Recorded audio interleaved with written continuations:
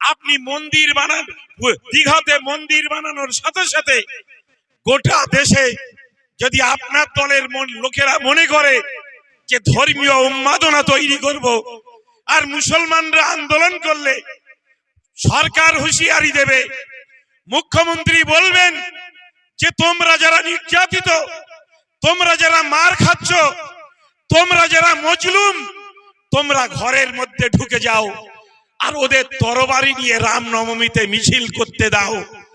এটা কিন্তু হকের বিরুদ্ধে আপনি কথা বলছেন। এটা কিন্তু নিরপেক্ষতা বলে না। এই কথাগুলোকে নিরপেক্ষতা বলে না।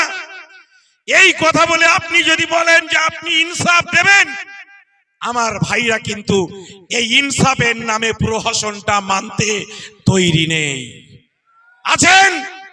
ইনসাফের নামে প্রহসন মানতে রাজি আছেন? আমরা ইনসাফ চাই, আমরা ইনসাফের নামে প্রহসন চাই না।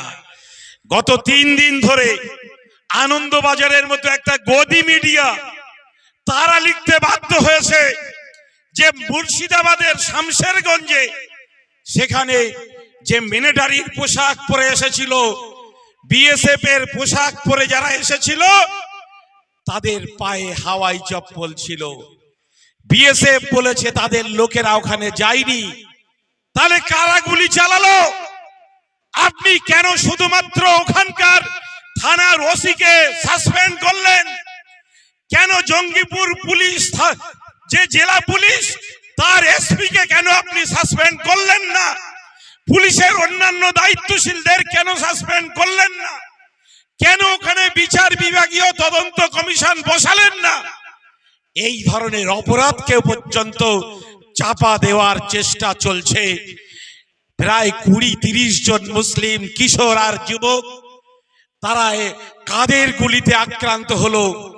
তারা হাসপাতালের বেডে শুয়ে পড়ে মৃত্যুর সঙ্গে পাঞ্জা লড়ছে। আমার ভাই মার খাবে আর আমাকে বলা হবে তুমি রাস্তায় বার হবে না, প্রতিবাদ করতে পারবে না। আমার ভাই মুর্শিদাবাদে মার খাবে আর আমাকে বলা হবে প্রতিবাদ করতে হলে দিল্লিতে যাও। এই প্রতিবাদের কথা শুনতে আমরা কিন্তু তৈরি নেই। আমি আবার বলবো, মাননীয় মুখ্যমন্ত্রী, আপনাকেই কিন্তু মুসলমানরা মুখ্যমন্ত্রী করেন। আমরা মুসলমানদেরকে বলি বিজেপির ফাঁদে পা দেবেন না, কিন্তু আমার মনে হচ্ছে যে মাননীয় মুখ্যমন্ত্রী এখন আরএসএস এর ফাঁদে পা দিচ্ছেন। আপনি দেবেন না অনুগ্রহ করে।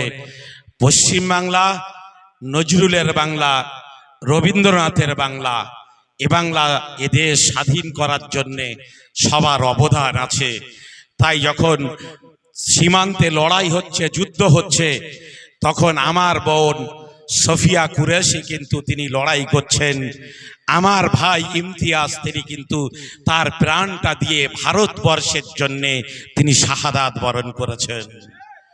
ফলে যারা বলে সকালবেলা ঘুম থেকে ওঠে তখন বোঝে যে তার বাপের নাম কি, কিন্তু সন্ধ্যাবেলা যখন রাজনীতির ময়দানে নেমে যায় তখন বলে আমি মোদির বাচ্চা, আমি মোদির বাচ্চা। ও মোদির বাচ্চা না কোনো কচু খাওয়া জন্তু জানোয়ারের বাচ্চা। এটা আমরা দেখতে চাই না। কিন্তু এভাবে ধর্মের ভিত্তিতে আমরা রাজ্যকে ভাগ করতে দেব না, ধর্মের ভিত্তিতে আমরা রাষ্ট্রকে ভাগ করতে দেব না। আপনাদের একটা কথা শুধু বলে যাব, যারা ধর্মের নামে ভোট চাইবে বা কোনো ধর্মকে ভয় দেখিয়ে যারা ভোট চাইবে তাদের কাউকেই অনুগ্রহ করে আপনারা ভোট দেবেন না।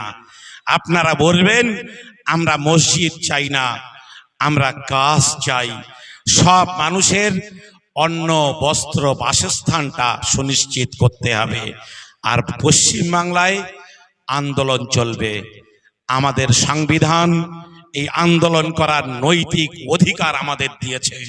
কোন দেশের মুখ্যমন্ত্রী বা প্রধানমন্ত্রী কেউ কিন্তু আমাদের এই অধিকারকে কেড়ে নিতে পারবে না।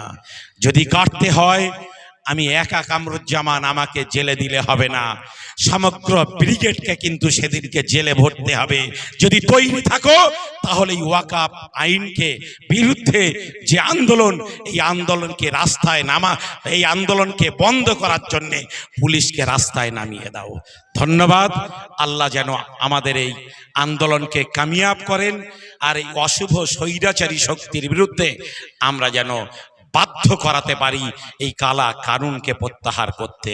ব্রিগেড সমাবেশের হাল কিন্তু আমরা ছাড়েনি, আপনারা সেটা জেনে রাখবেন এবং প্রস্তুত থাকবেন, হতাশ হবেন না, কারো কথায় প্ররোচিত হবেন না।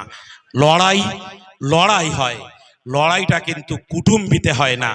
যারা মনে করে যে লড়াইটা এক ধরনের কুটুম্বিতের মতো, তারা হয়তো ডেট করেন, মুরগি ধরে রাখতে বলেন, মাংস বাজার করতে রাখতে বলেন, কিন্তু আমাদের লড়াইটা ওই ধরনের লড়াই নয়। আসসালামু আলাইকুম।